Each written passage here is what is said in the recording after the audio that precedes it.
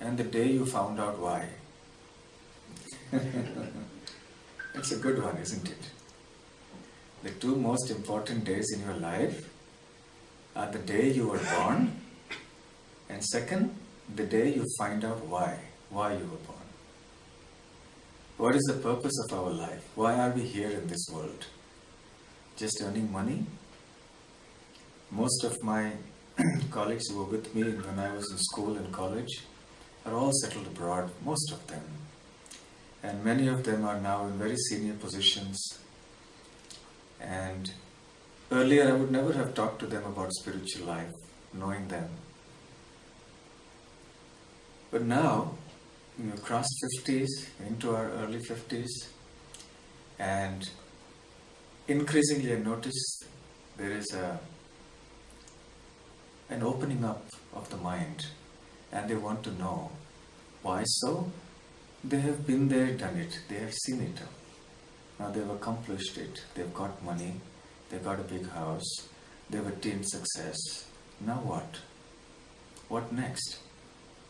What is the purpose? Now what do we do more? Just earn more money, our kids will grow up, they will get married, and then what?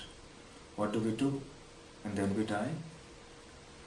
So now slowly everybody starts thinking, putting the thinking caps on, out of the straitjacket. The modern educational system, the modern social, industrial, techno, commercial kind of civilization just programs us like robots into thinking in a certain way, acting in a certain way. For all our pretensions of free living and free thinking, we are not free. We are programmed by this world to think within very narrow confines, because our notions of success are just narrowly defined in materialistic terms. And therefore we struggle in our day-to-day life against the stringent laws of nature, trying to conquer nature. Present-day human materialistic civilization is all about trying to conquer nature as opposed to living in harmony with nature. So therefore we have all the present-day crises today, environmental crisis and so on. The problem is not really with the outside environment, the problem is with the internal environment, in our hearts. Because we are agitated and not peaceful from within. Our hearts are full of greed and the exploitative spirit to want more and more and more.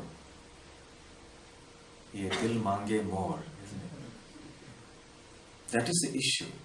So our whole approach to life is we want to grab and grab more.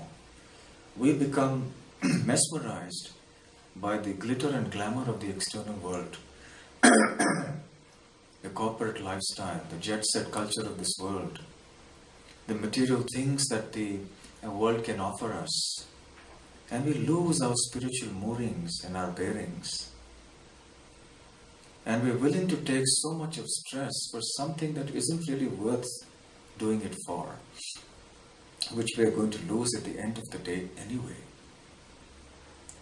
The characteristics of a very materialistic state of consciousness are greed, pride, envy, anger, lust, illusion.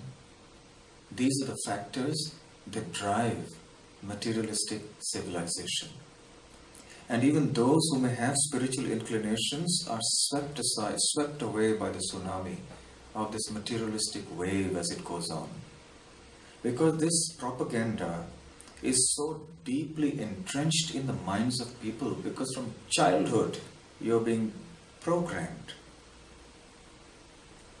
Many times, young people who take to the spiritual path are accused by various people of being brainwashed.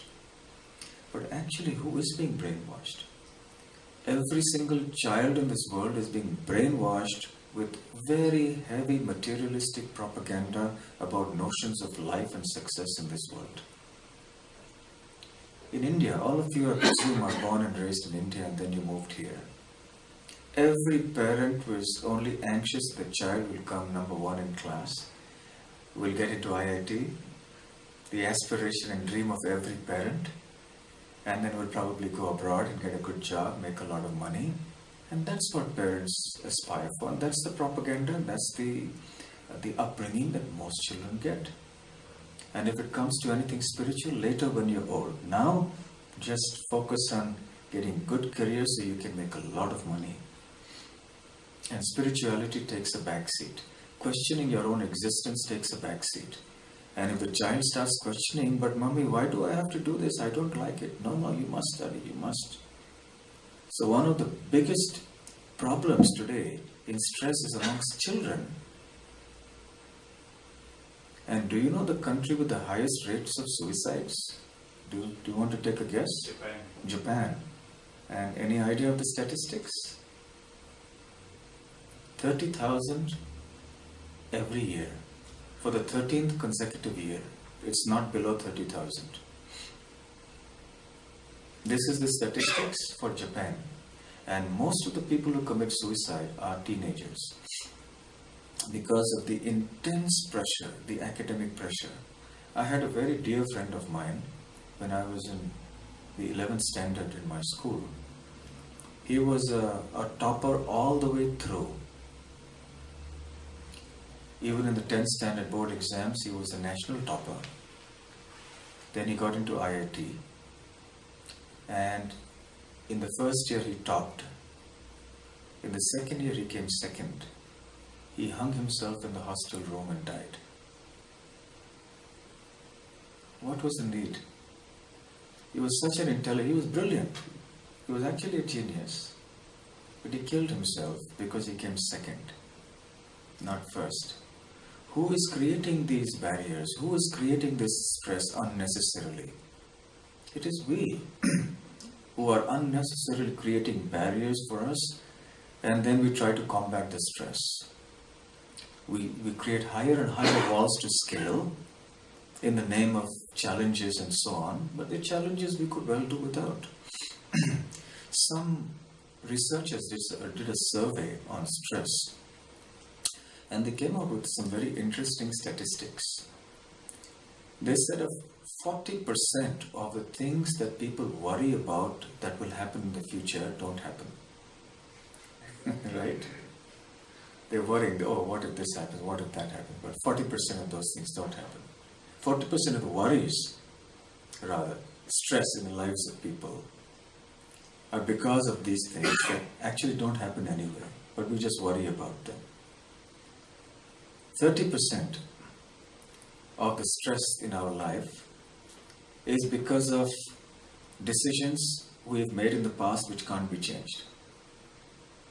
So it's there, so we should know how to accept it, but that causes stress for us. 12%, or rather I think it's 20%, 12% maybe, 12% is because of health reasons. We have our own health problems, but of course by worrying about the health gets worse. 20% is because of criticism from other people, and that's very common in human society. As I said, I have to deal with it all the time when people come and complain. I'm fed up of my office politics. There's so much problem. They keep doing this. They're happening and I tell them in any human society it happens. You have 2 people, 3 people, this kind of thing goes on.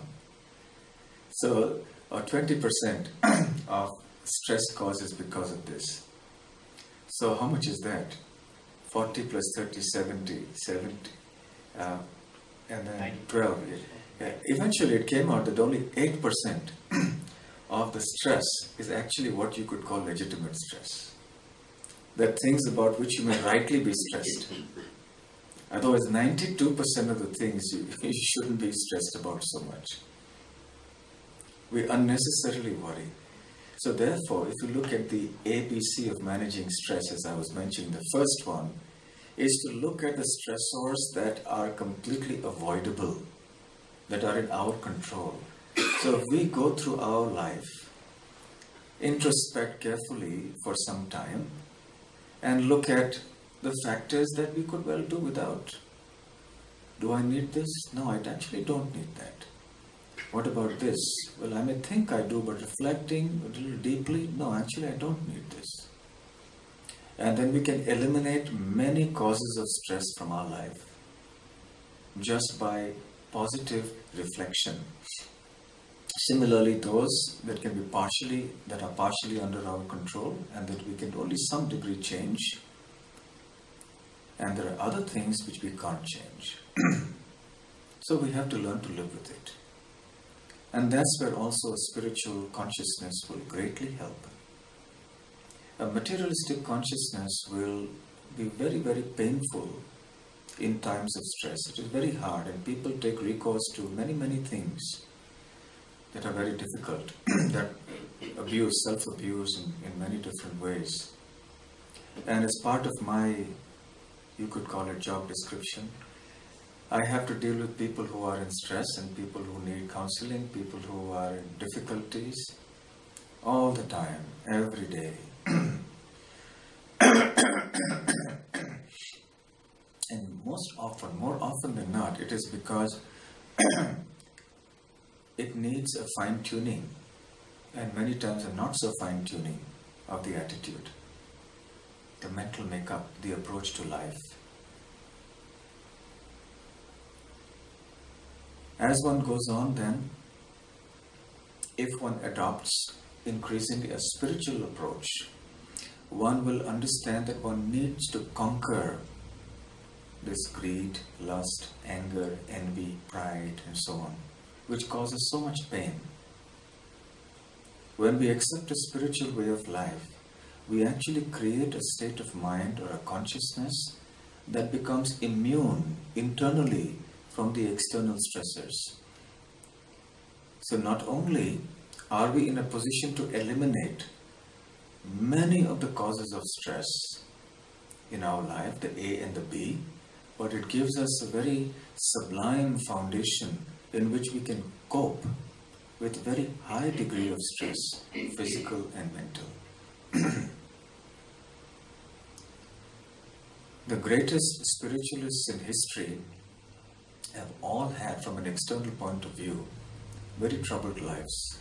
If you really look at it, in any religion, even look at Jesus as he was on the cross. And what did Jesus say at the end when he was being crucified? That must be the